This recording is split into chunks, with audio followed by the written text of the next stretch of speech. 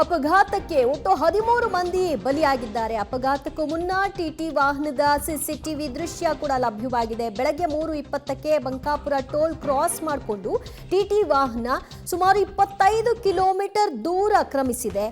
ಆ ಒಂದು ಅರ್ಧ ಗಂಟೆಯ ಗ್ಯಾಪ್ನಲ್ಲಿ ಈ ಅಪಘಾತ ಸಂಭವಿಸಿದೆ. ನೋಡ್ತಾ ಇದ್ರಿ ಈ ದೃಶ್ಯದಲ್ಲಿ ಟಿಟಿ ವಾಹನದಲ್ಲಿದ್ದಂಥ ಒಟ್ಟು 13 ಮಂದಿ ಸ್ಪಾಟ್ ಡೆಡ್.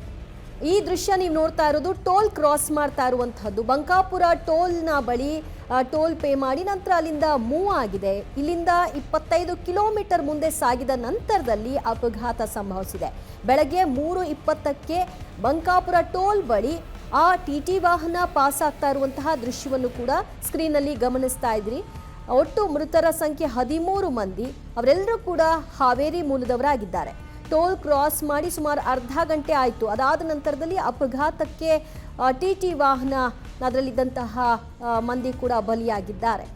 ಯಾವ ಕಾರಣಕ್ಕಾಗಿ ಈ ಅಪಘಾತ ಆಯಿತು, ನಿದ್ರೆ ಮಂಪರ್ನಲ್ಲಿದ್ರ ಚಾಲಕ, ಇದೆಲ್ಲದರ ಬಗ್ಗೆ ತನಿಖಾ ಹಂತದಲ್ಲಿ ಗೊತ್ತಾಗಬೇಕಾಗಿದೆ.